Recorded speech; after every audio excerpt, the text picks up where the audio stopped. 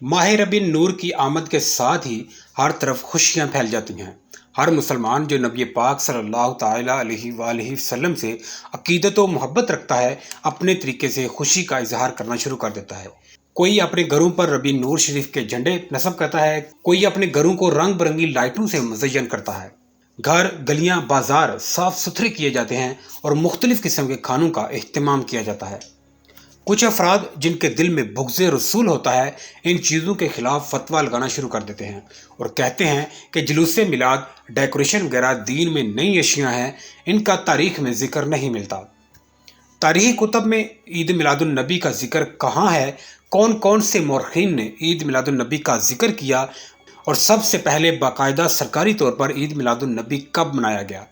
مکمل انفارمیشن جاننے کے لیے ویڈیو کو مکمل دیکھیں۔ علامہ ابن جوزی بیان المیلاد النبوی صلی اللہ تعالیٰ علیہ وآلہ وسلم میں فرماتے ہیں، مکہ مکرمہ، مدینہ طیبہ، مصر، شام، یمن، الغرض، شرق تا غرب تمام بلاد عرب کے باشندے ہمیشہ سے میلاد النبی صلی اللہ تعالیٰ علیہ وآلہ وسلم کی محفلیں منعقد کرتے آئے ہیں۔ وہ ربیع الاول کا چاند دیکھتے تو ان کی خوشی کی انتہا نہ رہتی، ذکر میلاد پڑھنے اور سننے کا خصوصی اہتمام کرتے اور اس کے باعث بے پناہ اجر و کامیابی حاصل کرتے رہے ہیں۔ تاریخ کے اوراق پلٹے جائیں تو عید میلاد النبی کی خوشی منانے کے حوالے سے سب سے زیادہ نام ابو سعید المظفر کوکبوری کا ہی لیا جاتا ہے۔ ابو سعید المظفر کوکبوری، جو کہ اربل شہر کے امیر اور سلطان صلاح الدین ایوبی کا جنرل تھا، جو 1154 عیسوی کو موصل شہر، جو کہ موجودہ دور میں عراق کا شہر ہے، میں پیدا ہوا اور 1233 عیسوی بمطابق 630 ہجری کو اس دنیا سے رخصت ہوئے۔ ابو سعید المظفر کوکبوری کی وفات قلعہ اربل میں ہوئی اور امیر ابو سعید المظفر نے وصیت کی تھی کہ اسے مکہ لے جایا جائے، مگر ایسا نہ ہو سکا اور تاریخ ابن کثیر کے مطابق امیر ابو سعید المظفر کو مزار علی میں دفن کر دیا گیا۔ بہت سے اکابرین مورخین نے ابو سعید المظفر کوکبوری کی مختلف انداز میں تعریفیں کی ہیں۔ ابو سعید المظفر کوکبوری متقی و پرہیزگار، سخی، دلیر و حوصلہ مند، عقل مند، عالم اور عادل ہونے کے ساتھ ساتھ خدمت دین اور عشق رسول کی لازوال نعمت سے لبریز اور اپنے دور کے صوفیاء و علماء کی خدمت کرنے والے بادشاہ تھے۔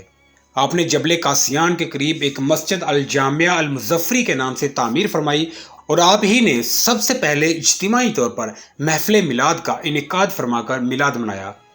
امام جلال الدین سیوطی شافعی رحمۃ اللہ تعالیٰ علیہ حسن المقصد فی العمل المولد میں تحریر فرماتے ہیں، محفل کی صورت میں میلاد منانے کا آغاز اربل کے بادشاہ ابو سعید مظفر نے کیا، جس کا شمار عظیم المرتبت بادشاہوں اور فیاض حکمرانوں میں ہوتا ہے۔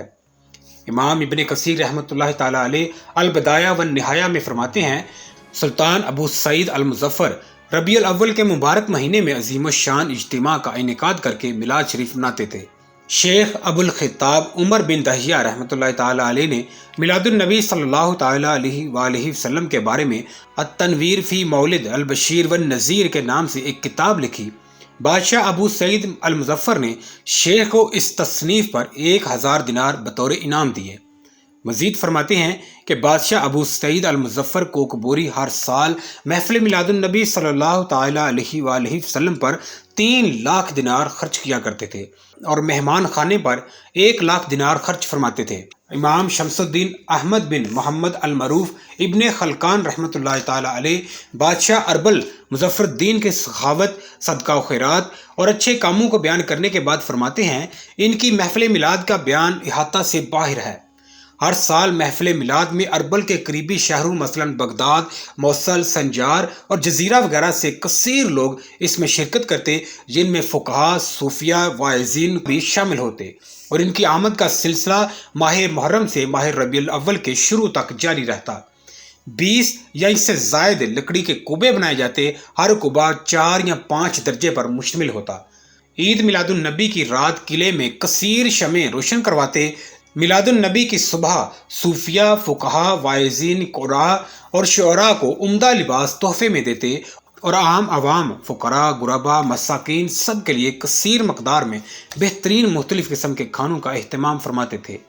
امام شمس الدین یوسف المعروف سبت ابن جوزی رحمۃ اللہ تعالیٰ علیہ فرماتے ہیں، میلاد النبی صلی اللہ تعالیٰ علیہ وآلہ وسلم کے موقع پر اربل بادشاہ مظفر کے دسترخوان پر حاضر ہونے والے ایک شخص کا بیان ہے کہ دسترخوان پر 5000 بنے ہوئے بکرے، 10,000 مرغیاں، 1,00,000 دودھ سے بڑے مٹی کے برتن اور 30,000 حلوے کے تھال ہوتے تھے۔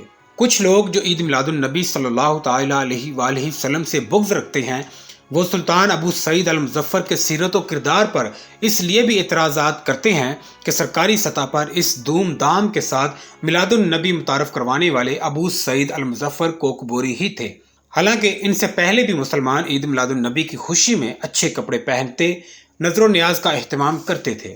امام ذہبی لکھتے ہیں، سلطان ابو سعید المظفر کوکبوری سنی العقیدہ، نیک دل اور متقی تھا۔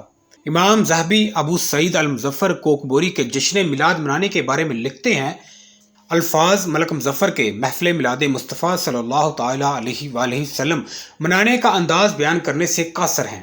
جزیرہ عرب اور عراق سے لوگ کشا اس محفل میں شریک ہونے کے لیے آتے اور کثیر تعداد میں گائیں، اونٹ اور بکریاں ذبح کی جاتی اور مختلف اقسام کے کھانے پکائے جاتے۔ وہ صوفیہ کے لیے کثیر تعداد میں خلعتیں تیار کرواتا اور واعظین وسیع و عریض میدان میں خطابات کرتے اور وہ بہت زیادہ مال خیرات کرتا۔